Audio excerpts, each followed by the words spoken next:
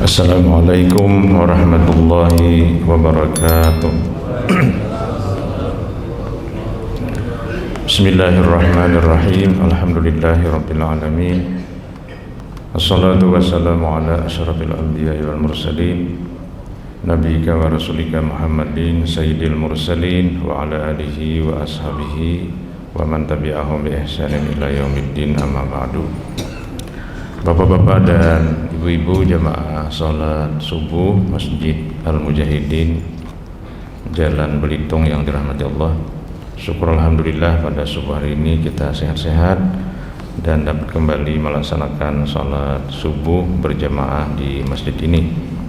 Dan sambil menunggu tibanya waktu isyraq atau waktu duha, kita bersama-sama ngaji untuk beberapa ayat Al-Quran, yang pada subuh hari ini kita awali dengan ayat 12 dari surah Hud, surah ke-11. Ayatnya berbunyi, A'udzubillahi minasyaitonirrajim, fala'allaka tarikum ba'da ma yuha ilaik wa dha'ikum bihi sadruka ayyaqulu laula unzila alaihi kanzun aw jaa ma'ahu malak innama anta nazir wallahu ala kulli syai'in wakil. Artinya, maka boleh jadi engkau bermaksudnya meninggalkan sebagian dari apa yang diwahyukan kepadamu dan sempit karenanya dadamu, karena khawatir mereka mengatakan, mengapa tidak diturunkan kepadanya perbendaharaan atau kekayaan, atau datang bersama-sama dengannya satu malaikat. Sesungguhnya engkau hanyalah seorang pemberi peringatan dan Allah pemelihara segala sesuatu. Nah, jadi setelah menjelaskan sikap kaum musyrikin yang membangkang dan menolak sambil melecehkan datangnya hari kebangkitan, maka boleh jadi sikap itu mengantar Nabi Muhammad SAW melakukan apa yang dilukiskan oleh ayat ini. Apa yang dilukiskan di sini yaitu tarikum ba'da ma yuha ilaik, meninggalkan sebahagian dari apa yang diwahyukan kepadamu, wadaikum bihi sadruk, dan dadanya merasa sempit. Nah, memang boleh jadi seseorang berubah atau paling tidak mengurangi target yang direncanakannya bila setelah berkali-kali dia menghadapi kegagalan atau menyadari bahwa misinya belum juga berhasil. Al-Biqai menghubungkan ayat ini dengan menyatakan bahwa boleh jadi, kata beliau, sikap dan ucapan kaum musyrikin yang mereka lakukan selama ini serta berpaling dada mereka atau ucapan mereka yang terdapat pada ayat 5 dan ayat 6 pada penjelasan sebelumnya, boleh jadi hal tersebut menjadikan Nabi SAW merasa sedih dan kesal, yang pada gilirannya mengakibatkan kaum musyrikin itu mengharap bahwa Nabi SAW akan meninggalkan sebahagian dari apa yang diwahyukan oleh Allah kepada beliau. Jadi maksudnya bertubi-tubi rongrongan dari orang-orang musyrikin Mekah, tujuannya adalah agar Nabi mundur, ya. Jadi Nabi meninggalkan sebahagian dari apa yang diwahyukan. Itu maksudnya, dalam bahasa lain tadi, mengurangi target yang telah ditetapkan. Targetnya kan adalah menyampaikan seluruh ajaran ini, terutama terkait dengan hari kebangkitan, kepada masyarakat, dan masyarakat dapat memahami serta meyakini. Itu targetnya. Tapi terus saja dihalang-halangi, ya, dicibiri oleh kaum musyrikin. Nah, tujuannya Mungkin kaum musyrikin juga berpikir kalau Muhammad itu meninggalkan semua ayat Al-Quran, tidaklah mungkin. Nah, oleh karena itu bisa jadi Nabi Muhammad akan meninggalkan sebahagian daripada ayat Al-Quran. Walaupun itu sebenarnya juga hanya perkiraan orang-orang musyrikin itu.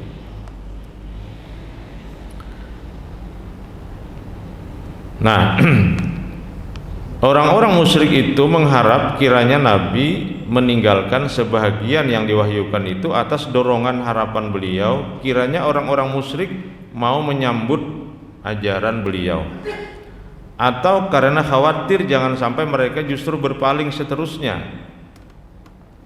Apalagi kaum musyrikin sering berkata bahwa Nabi SAW tidak bersikap terhadap orang-orang Yahudi dan Nasrani yang juga berbeda agama dengan beliau sekeras sikapnya terhadap kaum musyrikin. Jadi yang dihadapi Nabi ini kan tiga, Yahudi, Nasrani, musyrikin. Ini cerita dakwah Nabi di Mekah. Nah, Nabi tampaknya lebih concern untuk menghadapi musyrikin ini. Kenapa? Karena musyrikin ini mereka itu sebenarnya sudah bertuhan, tetapi mereka meyakini benda-benda seperti berhala, bintang, bulan, matahari itu sebagai wasilah untuk sampai kepada Tuhan. Jadi menjadikan sesuatu selain Allah juga sebagai temannya Tuhan. Adapun Yahudi dan Nasrani pada waktu itu masih ada yang murni. Makanya kan orang-orang Yahudi dan Nasrani itu sembelihan mereka dianggap halal untuk pengikut Nabi Muhammad pada waktu itu. Bahkan perempuan-perempuan mereka boleh dikawini, tapi laki-lakinya Muslim pengikut Nabi Muhammad, perempuannya orang-orang ahlul kitab boleh. Mereka disebut dengan ahlul kitab karena mereka ini masih murni, walaupun sebahagian mungkin ada yang sudah terkontaminasi atau tercemar oleh konsep-konsep menuhankan selain Allah, tapi masih ada yang bersih, yang murni, yang asli.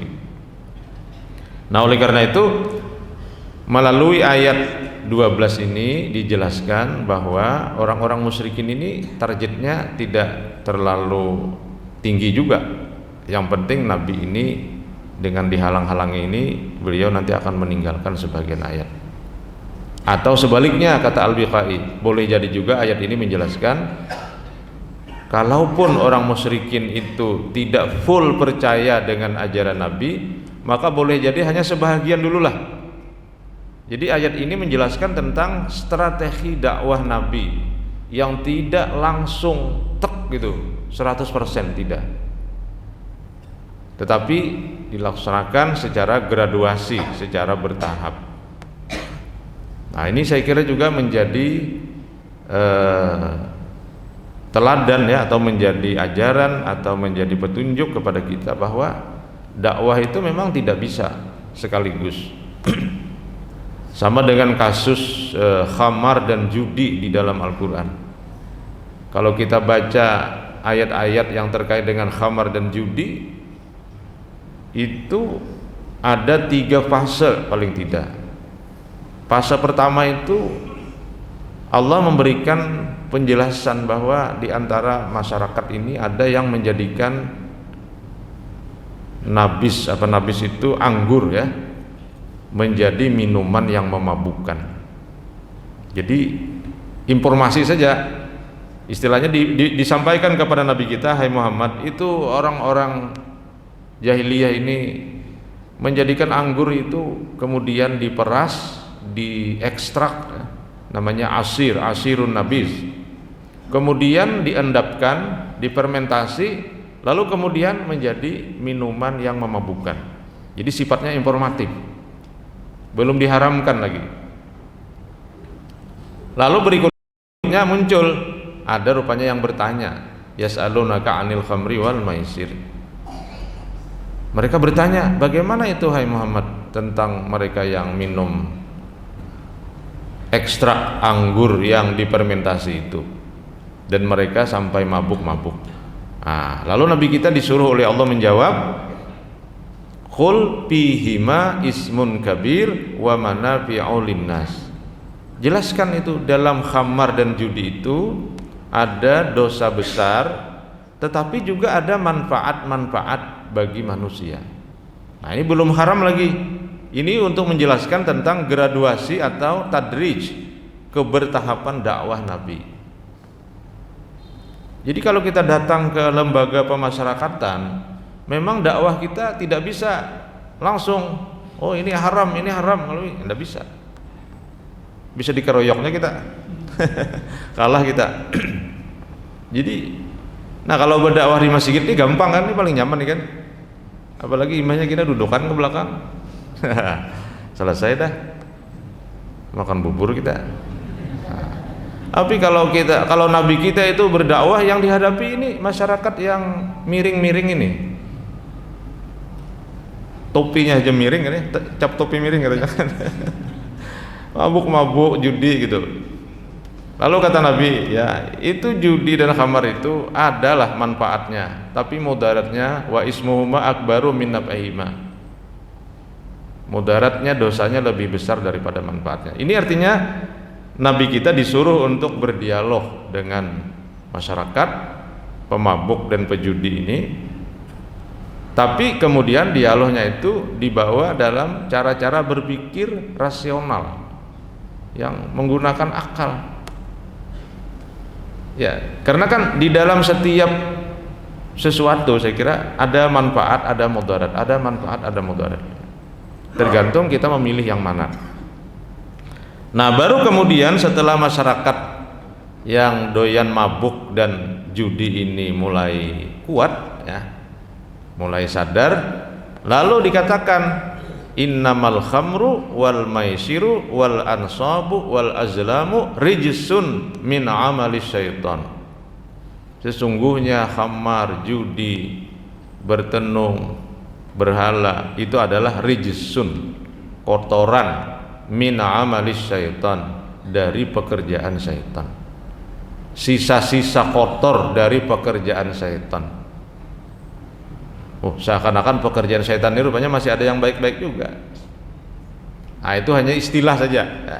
Artinya syaitan ini sudah aduwwum mubin, dia sudah menjadi musuh yang nyata bagi orang yang beriman. Lalu judi, khamar, azlam tadi itu kotorannya. Jadi kotoran daripada yang kotor. Nah, itu mungkin bahasa yang sangat pedas untuk menjelaskan tentang judi dan lain-lain.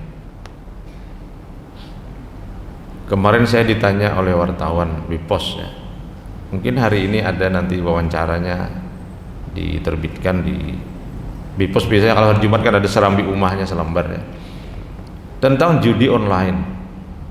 Bagaimana Pak katanya tentang judi online ini menurut ajaran Al-Quran? Ya jelas, judi itu apapun bentuknya, karena kemudaratannya dia dilarang. Dan menurut informasi sekarang ini kan judi online ini sudah tidak terbendung. Kenapa? Karena dia melakukannya secara online, dan ini dilakukan menembus batas-batas negara. Ada katanya yang 5 ribuan, 10 ribuan. Jadi anak-anak sasarannya itu judi online ini sekarang ini. Makanya seperti Singapura, negaranya kecil kan ya, itu mereka sudah membentuk satu angkatan baru. Kalau kita kan angkatan darat, angkatan udara, angkatan laut. Mereka sudah sampai ke angkatan yang keempat, angkatan cybercrime. Jadi ada ada struktur organisasi negara yang mengurus tentang serangan-serangan melalui dunia maya.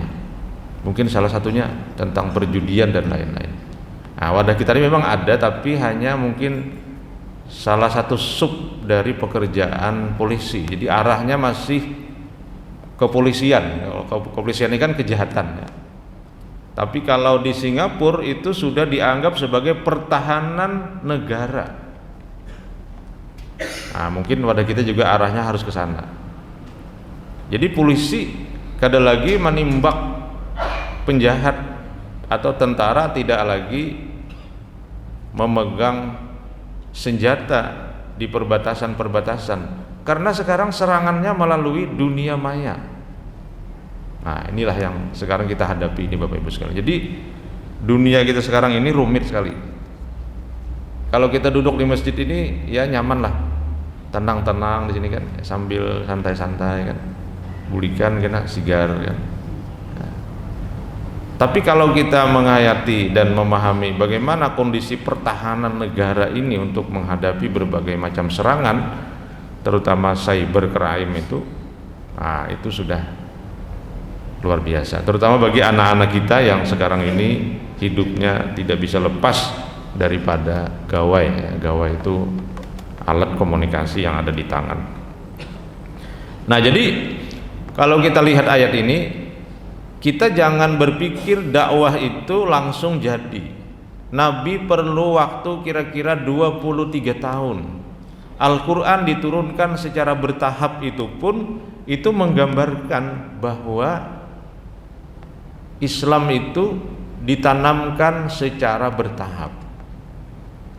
Sama kalau kita mengajar fikih kepada anak-anak, kan SD ada fikih, SMP juga ada fikih, SMA juga masih ada fikih kan, di perguruan tinggi masih ada fikih, kajian fikih. Fikih ini kan disiplin ilmu praktis dalam ajaran Islam. Bagaimana kita mengajarkan fikih kepada anak-anak? Nah, kalau kita mengajarkan fikih kepada anak-anak, itu orientasinya adalah psikomotorik, keterampilan. Bagaimana cara angkat takbir, bagaimana cara tayamum, bagaimana cara wudhu. Ya, bacaannya dikit-dikit lah, mulai dihafal. Anak-anak TK, anak-anak SD kelas 1 mungkin belum kuat dia menghafal. Bukan belum kuat, tapi konsentrasinya masih susah dicari untuk kegiatan menghafal. Mereka hanya diajarkan melalui kebiasaan atau keteladanan dari orang dewasa. Nah, ayo kita ke masjid, nanti sholat di masjid, sholat, ikuti yang di depan, ikut ya. Kalau tergabung sama-sama anak-anak bergaya, ya biasalah. Nah, karena yang diikuti juga bergaya, maka pengikutnya bergaya kan. Jadi bujur aja itu, ikuti yang di mukanya kan, yang di mukanya bergaya, yang di belakang umpat juga. Tapi ketika fikih kita ajarkan di sekolah lanjutan, nah, kita sudah mulai menanamkan aspek teologisnya ya, aspek ketuhanannya, aspek kekhusyuannya. Nah, kalau salat itu kekhusyuannya, salat khusyuk kira-kira sudah mulai bisa diajarkan pada anak-anak tingkat sekolah menengah. Kalau yang serius mungkin ya SMP sudah mulai dia. Fanatisme terhadap suatu ajaran agama bisa mulai ditanamkan pada tingkat sekolah lanjutan pertama sampai lanjutan atas. Pada periode kira-kira kelas 1 SMP sampai kelas 3 SMA. Itu mengajarkan fikih sampai kepada aspek penghayatan ketuhanannya. Kenapa harus berwudu? Ya, berwudu itu kita menggugurkan dosa-dosa. Dosa itu adalah pekerjaan-pekerjaan kita yang mungkin khilaf, tasalah dan sebagainya. Lalu muha kita inilah sumber daripada dosa itu. Di muka kita ini ada mata, mungkin kita sering melihat sesuatu yang dilarang. Di muka ini ada mulut, mungkin kita sering berkata yang zalim dan sebagainya. Jadi diajarkan kepada anak-anak ini, sehingga dia sadar berwudu itu bukan hanya sekedar untuk menjadi syarat sahnya sholat, tapi dalam perspektif pertobatan kepada Allah. Maka kemudian anak-anak rajin berwudu, tidak malas dia. Tapi ketika di perguruan tinggi beda lagi. Ketika diajarkan fikih di perguruan tinggi, itu dipelajari fikih itu sebagai ilmu pengetahuan. Kalau di tingkat dasar tadi sebagai keterampilan, di tingkat menengah sebagai keyakinan, di tingkat perguruan tinggi fikih dipelajari sebagai ilmu pengetahuan. Nah, kalau kita bicara ilmu nih, berarti kita akan bicara sumber-sumbernya. Kalau bahasa perguruan tinggi itu namanya epistemologinya. Jadi kalau di tingkat sanawiyah, tingkat aliyah, SMP, SMA, mereka pandai berwudu sudah karena di sekolah dasar terampil. Di sekolah lanjutan mereka menghayati wudu itu sebagai sebuah ibadah yang sangat baik. Di perguruan tinggi dipelajari wudu itu sumbernya apa. Nah, itu mulai dipelajari di situ. Coba hafalkan ayat terkait dengan wudu. Itu di perguruan tinggi dipelajari. Maka dari ayat itu kemudian kita bisa memahami ada kemungkinan praktek wudu itu berbeda-beda. Karena dalilnya memungkinkan diterjemahkan berbeda. Maka kita akan belajar fikih di perguruan tinggi dalam perspektif perbandingan mazhab. Nah, tapi kalau di tingkat SMA, SMP, apalagi SD, tidak bisa kita bicara perbandingan mazhab. Tapi di perguruan tinggi dibahas perbandingan mazhab. Oh, ternyata ayat 6 surah Al-Maidah ini tidak menyebutkan niat, kan? Ayatnya kan ya ayyuhallazina amanu, ayat 6 surah Al-Maidah. Iza qumtum ilas salati faghsilu wujuhakum. Hai orang beriman, kalau kamu mau salat basuh muka. Tidak ada niat di situ. Niat itu kemudian diambil dari hadis yang umum. Innamal a'malu binniyat. Sesungguhnya segala perbuatan dengan niat. Dengan niat. Berarti kapan berniatnya kalau dengan niat itu? Muncullah perbedaan mazhab. Oh, berniatnya itu yang namanya niat itu karena dengan niat berarti bersama-sama niat itu. Kalau bersama-sama di mana? Ya berarti di awalnya sampai akhirnya. Berarti niat itu adalah kesadaran melaksanakan wudu karena Allah. Karena Allahnya itu ada pada awal sampai akhir. Tapi itu kata ulama susah.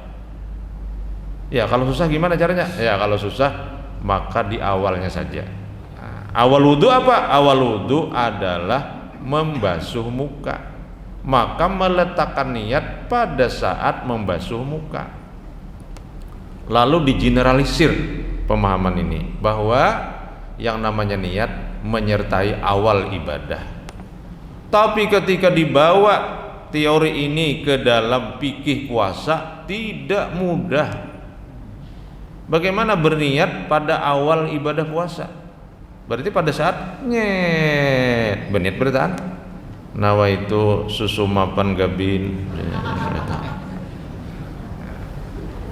Nya ilmu dengaran. Ada orang nawaitu sauma ghadin. Di sini nawaitu susumapan gabin di sini. Baharikan gabin itu disumap. Ya. Maka akhirnya ketika dimasukkan ke dalam fikih puasa, niatnya kapan? Nah, niatnya katanya yang penting di malam hari. Nah, malam hari itu mulai maghrib sampai subuh. Di kampung lalu berniat ini imbah tarawih. Nah, mari kita berniat jadi imam kan? Bismillahirrahmanirrahim ya. Karena belajar berniat di kampung kan niatnya belajar. Sampai niat mandi wajib aja orang bahari kan kada bisa. Maka anak dua dah. Lalu ya betakun lawan guru. Uja guru di mana gerang mandinya di sumur. Gini aku meniati akan sumurnya aku niati akan disedin. Jadi kamu kada beri niatan lagi sumurnya itu sudah aku niati akan. Ya itu sarik sidin tuh berarti itu. Apa di sini anak dua sudah kada bisa berniat mandi wajib. Berniat itu artinya melaksanakan sesuatu karena Allah, itu niat. sengaja aku mandi karena Allah. Jadi karena Allah maksudnya menyadari bahwa ini perintah Allah, bukan karena ingin sesuatu yang lain. Sengaja aku sholat maghrib karena Allah. Nah, jadi ini di perguruan tinggi dipelajari seperti ini. Maka orang-orang yang belajar fikih di perguruan tinggi, karena belajar perbandingan mazhab, dia akan dapat memahami agama itu lebih luas dan kadang mau tahwal. Nah, ada nangka ini, oh itu pendapat seperti itu ada juga, nangka ini ada juga. Tapi ketika fikih itu tidak dipelajari aspek-aspek perbandingannya, orang akan cenderung menyalahkan sesuatu praktek beragama yang berbeda. Nah, itu fikih. Nah, jadi agama ini mulai zaman Nabi itu memang diajarkan bertahap itu. Makanya juga kalau kita masuk ke dalam ilmu tasawuf juga kan bertahap-tahap. Orang belajar syariah dulu, belajar fikih, belajar aspek-aspek ibadah, ya, sudah kuat, nah, nanti masuk lagi ke tarikat. Nah, tarikat ini mempelajari zikir-zikir agar dia berjalan menuju Allah Subhanahu wa taala. Nah, setelah itu dia belajar hakikat, ya, bahwa hakikatnya semua ini adalah Allah. Coba kalau dibalik, semuanya adalah Allah, sembahyang ada sembahyang Allah. Nah, para itu karena syariatnya tidak dipelajari, tarikatnya tidak dipelajari, langsung hakikat. Apa di sini kita hidup nih? Kakak ini bang di sini ada perlu berhimat begawi. Kalau sudah rezeki itu segini, ya segini bang dah.